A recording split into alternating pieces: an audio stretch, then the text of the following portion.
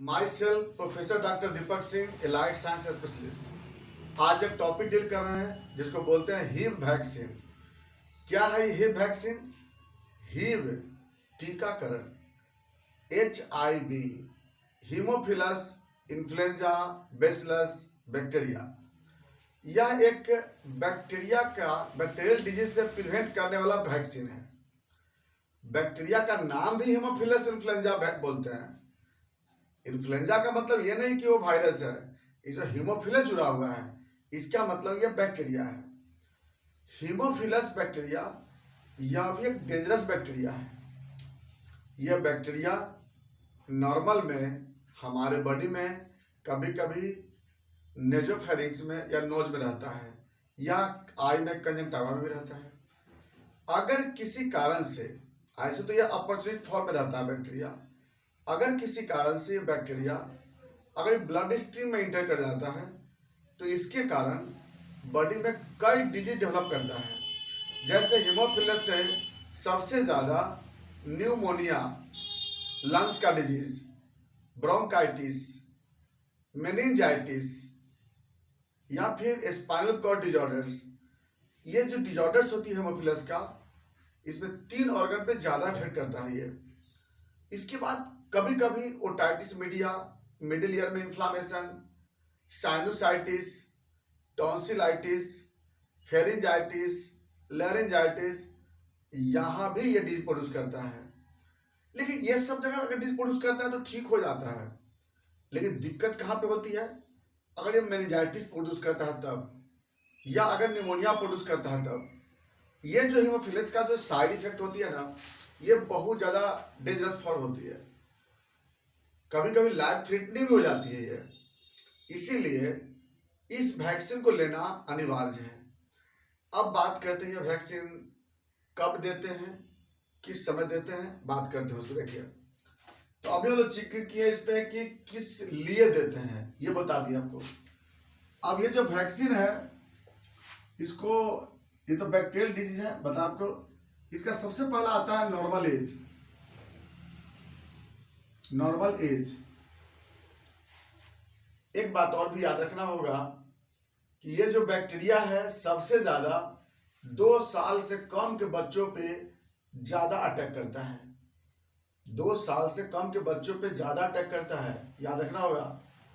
2 साल से कम में मेनिंजाइटिस प्रोड्यूस इसी से होती है। और निमोनिया के लिए स्ट्रेप्टोकोकस पायोजेंस जितना ज़्यादा खतरनाक होती है, उतना ज़्यादा ये भी निमोनिया प्रोड्यूस करती है।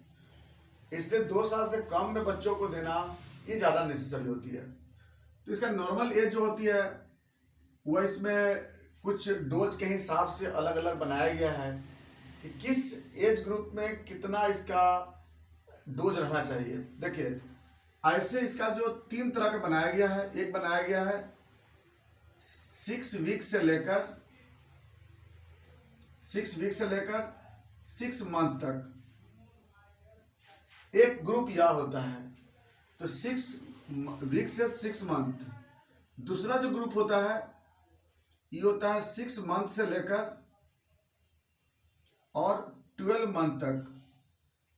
और तीसरा ग्रुप होता है इसमें कि 1 ईयर से लेकर के, और मतलब कि जनरली 1 ईयर ही लेते चलते, या 12 सबसे अच्छा लगते हैं लोग। 12 मंथ से लेकर के और 18 मंथ, यानी 3 ग्रुप का इस है ये। 3 ग्रुप में कैसे कैसे होता है? तो सबसे पहला कि इसमें जो नॉर्मल, अगर ये जो पहला जो ग्रुप दिया गया है, इसमें अगर वैक्सीन लेते हैं सपोज दैट, तो प्रोटेक्शन अच्छा मिलता है, और उससे थोड़ा सा कम इसमें और उससे कम इसमें।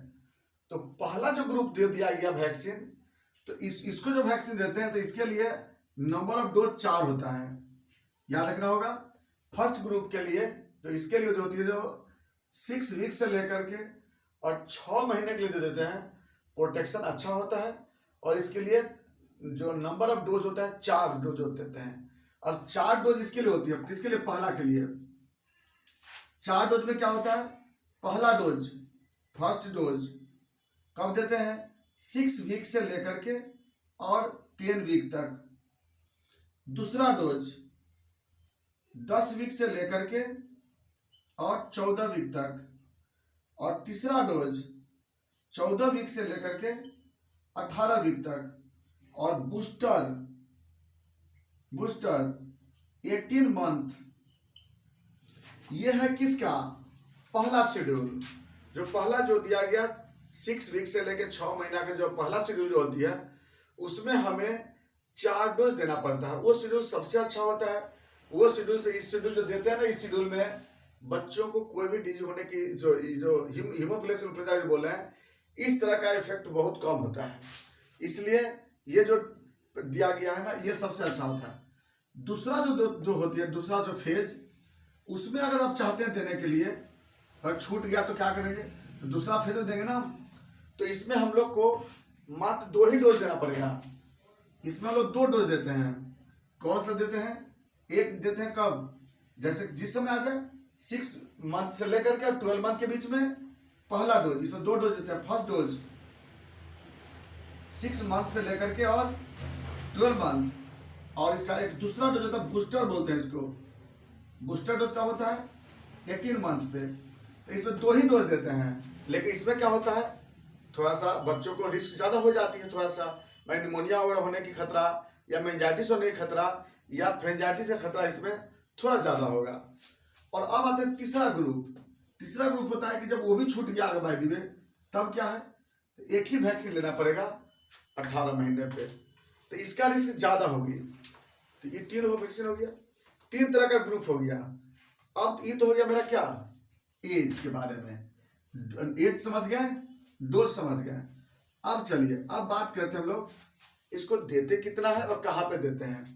तो अगला जो होता है इसका जो देने का जो साइट है, पहला साइट कहाँ देते हैं? थाई में, लेफ्ट साइड में IM। थाई में कहाँ देते हैं? IM, ठीक है। और दूसरा डेल्टॉइड में देते हैं। थाई में, डेल्टॉइड में, यहां भी देते हैं IM। 2 जगह होता है। अमाउंट कितना होता है? Amount 0.5 ml, 0.5 ml। अब चलिए, अब बात करते हैं इसका एडवर्स इफेक्ट। क्या इसको सुई देने से कोई दिक्कत भी होती है? बहुत माइल्ड पेन होती है, बाकी कोई दिक्कत इसमें नहीं होती है। प्रिकॉशन में क्या होती है, कम से कम सुई देने के बाद 3 दिन तक किसी भी तरह का एंटीबायोटिक्स नहीं देना होगा। कोई हाई डाइट, जो हॉट डाइट होती है, हॉट कोई फूड है, फ्लूड है, वो हम लोग जनरली नहीं देते हैं। ऐसे एंटीबायोटिक्स इसमें अवॉइड की जाती है। अगर बुखार लगता है सपोज दैट, तो उसमें हम लोग पैरासिटामोल दे करके छोड़ देते हैं। ये था मेरा हीब वैक्सीन। बाकी बातें हम चलेंगे फिर नेक्स्ट वीडियो में। थैंक्स।